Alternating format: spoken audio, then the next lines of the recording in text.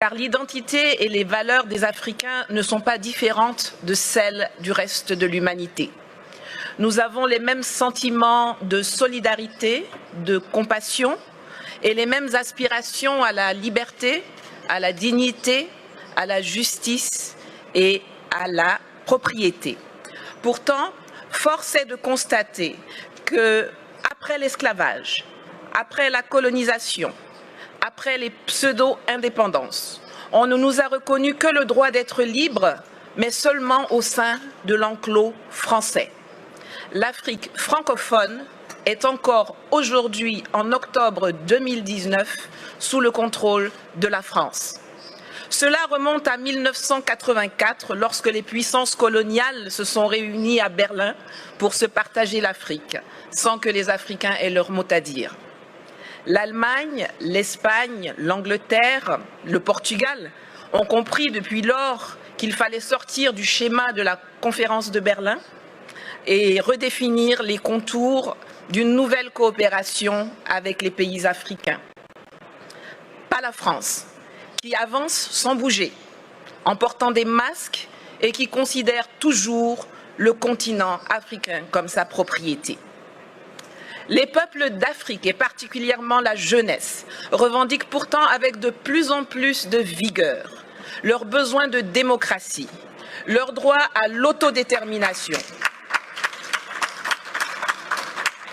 le droit de décider avec qui ils veulent commercer, avec quoi ils veulent payer ce commerce, sans qu'on les place sous la tutelle d'une ex-puissance coloniale qui se présente toujours sur la scène mondiale comme notre porte-parole et notre avocat. Nous voulons sortir du franc CFA, que Paris, avec la complicité de ses laquais africains, veut pérenniser sous l'appellation ECO, et qui ne permet aucune industrialisation de l'Afrique francophone. La conquête de notre souveraineté monétaire est capitale, car la seule stabilité que le franc CFA garantit aux pays qui l'utilisent sont la mauvaise gouvernance, la pauvreté et la corruption. Nous voulons le démantèlement des bases militaires françaises, qui, sous le couvert d'accords de défense bidons, ne servent qu'à permettre le pillage de nos ressources, l'entretien de rébellions, l'entraînement de terroristes et le maintien de dictateurs à la tête de nos États. Nous refusons que la France continue d'usurper la voix de l'Afrique à l'ONU, qu'elle soit à la base de quasiment toutes les résolutions concernant le continent. Les pays d'Asie ont appris à commercer avec les investissements directs étrangers, alors que nous, on nous saoule avec l'aide publique au développement. Résultat, aujourd'hui, eux, ils sont BRICS et émergents, et nous, nous sommes des mendiants qui sommes très fiers d'être qualifiés de pays pauvres très endettés. Cela doit changer. Cela va changer et la Russie a un rôle à jouer dans cette évolution. Mais nous ne venons pas en Russie pour y chercher de nouveaux maîtres qu'on substituera aux anciens. Nous y venons pour trouver des partenaires, pour faire du business gagnant-gagnant pour la Russie comme pour les pays africains concernés. L'Afrique regorge de potentialités. Mes prédécesseurs l'ont déjà dit, il y a une population qui grandit, dont 60% à moins de 30 ans, une position géostratégique, d'immenses ressources minières, naturelles, agricoles et surtout humaines.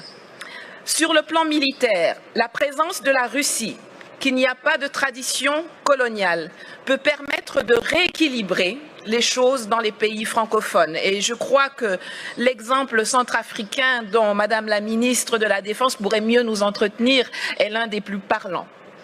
En Côte d'Ivoire, nous avons par exemple un énorme besoin de formation militaire et de restructuration de l'armée. Sur le plan économique, la promesse de Sochi doit être celle de la rupture avec le huis clos actuel appauvrissant où la France semble avoir verrouillé les domaines de l'eau, de l'électricité, des routes, des ponts, des ports par des monopoles protégés par les gouvernements respectifs ou par des passations de marché de gré à gré sans appel d'offres, pour que nous puissions enfin nous diriger vers une ouverture de l'économie à tous, notamment aux industries et entreprises russes, dans les secteurs agricoles, miniers, énergétiques, de la transformation industrielle, de l'éducation, de la formation, il y en a plein. Le littoral ivoirien, par exemple, qui alterne les lagunes, les fleuves et la mer, est long de 570 km et regorge d'un potentiel encore inexploité ou sous-exploité dans le transport maritime et lagunaire, dans le désensablement des embouchures de fleuves qui peuvent devenir navigables, dans l'hôtellerie, le tourisme, l'habitat de luxe, le transport lagunaire entre les villes du littoral, compte tenu de l'état désastreux de nos routes. Enfin, sur le plan politique et diplomatique, le monde et la Russie doivent cesser de nous voir à travers les lunettes déformantes du storytelling méprisant, mensonger et négationniste de la France, qui nous assujettit.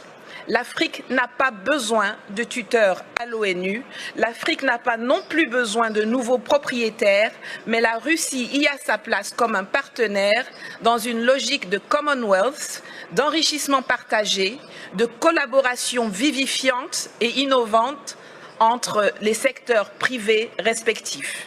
Le monde bouge, les lignes évoluent. L'année prochaine, 2020, est celle d'élections présidentielles au Togo, au Burkina Faso, au Niger, en Centrafrique, en Guinée et en Côte d'Ivoire, pour ne parler que de l'Afrique francophone. Espérons que celles-ci verront l'arrivée au pouvoir de dirigeants réellement choisis par les peuples, qui privilégieront enfin l'ouverture sur le monde et de nouvelles et innovantes opportunités d'affaires à l'asservissement bête et stupide aux colons d'hier et d'aujourd'hui. Je vous remercie. Спасибо.